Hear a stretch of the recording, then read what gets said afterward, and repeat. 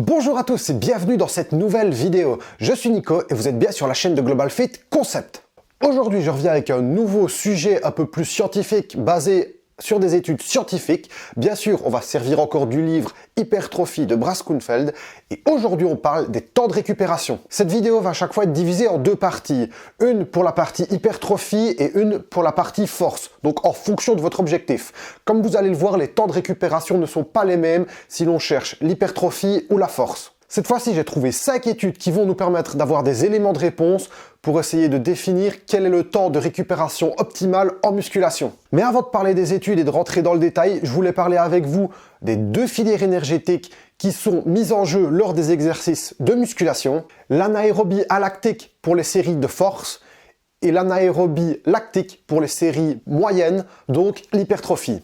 L'anaérobie alactique est en gros la filière énergétique de la force et de la vitesse. Ici, je schématise en gros. Et si l'on s'en réfère à la science, aux cours, aux livres, etc., on peut voir que le temps de récupération total de cette filière est de 6 à 8 minutes. Pour la filière anaérobie lactique, tout dépend de si vous êtes en récupération passive ou active.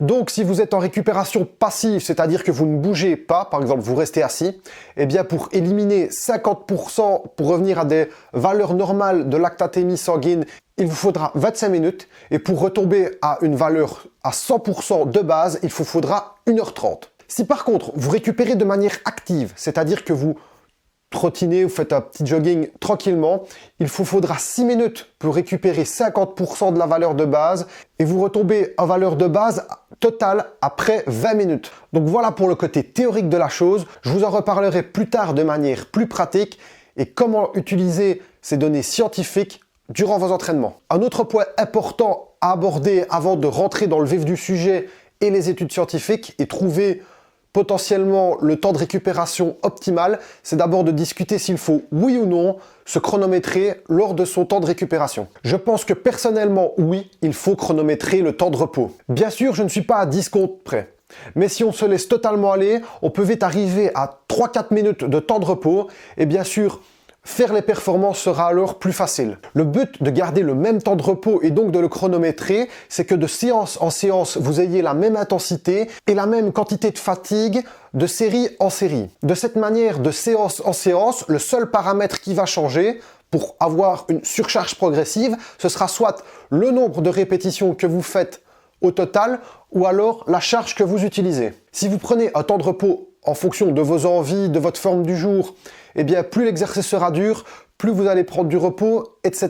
Donc, ce n'est pas top. Également, le fait de respecter son temps de récupération permet de ne pas s'éterniser à la salle. Si par contre, vous voyez que d'une série à une autre, vos performances chutent brutalement, il faudra peut-être revoir le temps de récupération qui n'est peut-être pas adapté en fonction de l'effort que vous avez programmé. Par exemple, si vous faites 5 séries à 10 RM, il est tout à fait normal que vous ne sachiez pas tenir l'effort et la charge du début à la fin si par exemple vous avez 30 secondes de temps de récupération. Il faudra alors dans ce cas-là adapter et allonger le temps de récupération pour qu'il soit en concordance avec l'effort que vous souhaitez faire. Passons maintenant à la revue des études.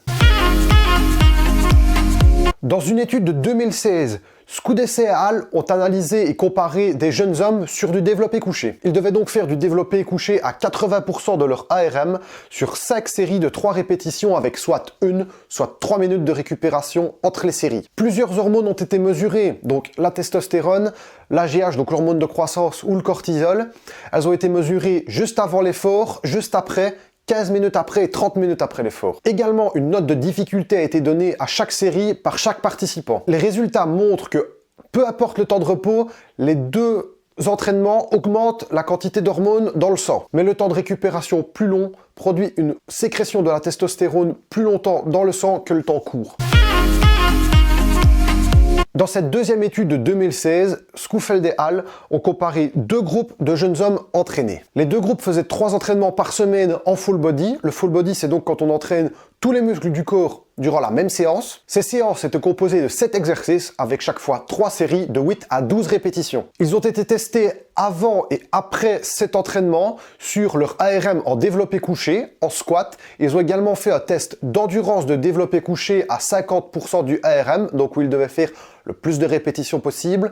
Et également, ils ont mesuré la taille du biceps, du triceps et du quadriceps. La seule différence entre les deux groupes était que un groupe avait un temps de récupération de 1 minute et l'autre groupe un temps de récupération de 3 minutes. Les résultats montrent une augmentation significative de la force au développé couché et au squat pour ceux ayant eu le temps de repos long, donc 3 minutes. Les mensurations des 3 muscles, donc biceps, triceps et quadriceps, sont également plus élevées pour ceux ayant eu un temps de repos plus long. Les deux groupes ont par contre eu la même amélioration sur le test d'endurance en 50% du ARM. Cette étude montre donc que les temps de récupération de 3 minutes sont plus adaptés pour la musculation que les temps de repos de 1 minute.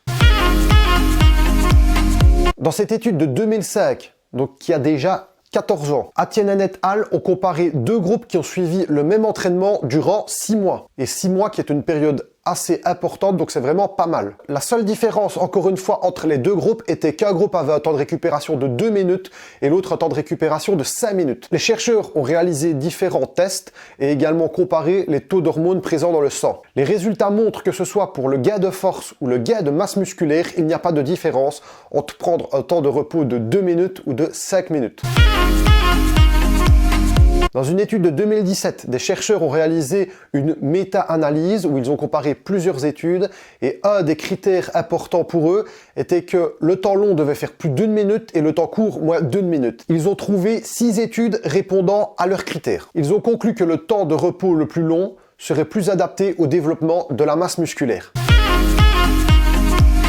Dans cette dernière étude, les mêmes chercheurs que pour l'étude numéro 4 ont également encore comparé des études. Cette fois-ci, ils en ont réuni 23 orientées sur la force. Ils concluent qu'il est tout à fait possible de prendre de la force, même avec des temps de repos de moins d'1 minute. Cependant, pour maximiser les gains de force, il est mieux d'avoir des temps de repos de minimum 2 minutes. Il termine en disant que pour des personnes non entraînées, des temps de repos entre 1 et 2 minutes seraient suffisants pour maximiser les gains en force. Je vous laisse juste ici à l'écran un récapitulatif des 5 études.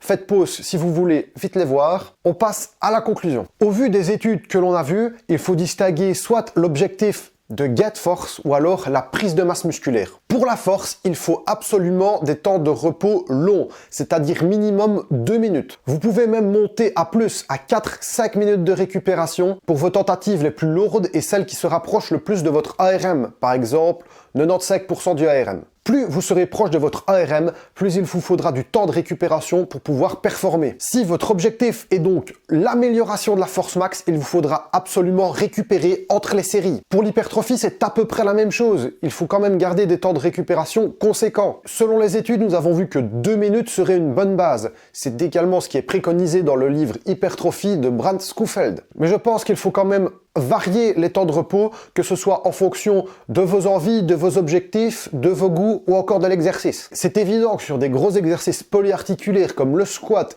le développé couché, les tractions, le soulevé de terre, il faudra garder un certain temps de repos si vous souhaitez conserver vos charges et garder vos performances. Cependant, sur des exercices d'isolation comme les écartés aux haltères ou les élévations latérales, vous pouvez très bien diminuer les temps de repos et ainsi plus aller dans le côté stress métabolique. Plus le temps de repos sera court dans la filière anaérobie lactique, comme on a vu au début de la vidéo, plus il y aura, une sensation de brûlure dans le muscle et plus vous sentirez le muscle travailler. Donc si vous aimez ressentir une forte brûlure durant vos entraînements, n'hésitez pas. Il faut avant tout que l'entraînement vous plaise. À titre personnel, je préfère par exemple sur les gros exercices polyarticulaires prendre des temps de repos de l'ordre de 2-3 minutes, tandis que sur les exercices d'isolation, je préfère prendre des temps de repos d'1 minute à 1 minute 30. Également, diminuer le temps de repos peut être une stratégie pour diminuer les charges que l'on utilise et donc potentiellement avoir moins de risques de blessures. Comme vous le voyez, il n'y a pas un temps de repos qui est valable pour tous les exercices dans toutes les situations. En force, pour maximiser cette prise de force, il vaut mieux prendre des temps de repos longs. Mais pour ce qui concerne le gain musculaire et l'hypertrophie, cela dépend de l'exercice et du but recherché. N'hésitez donc pas à varier et à vous faire plaisir. Et voilà, c'est déjà la fin de cette vidéo. J'espère qu'elle vous aura plu et qu'elle vous aura permis de vous aider à mieux vous y retrouver dans les temps de repos qui vous correspondent en fonction de vos objectifs, de vos goûts et ainsi pouvoir maximiser vos entraînements. Si vous avez des questions ou que vous souhaitez partager une expérience, n'hésitez pas à le dire en commentaire. Vous pouvez également me laisser un pouce bleu, ça me ferait super plaisir. N'hésitez pas à partager cette vidéo et sur ce, on se dit à la prochaine. Ciao!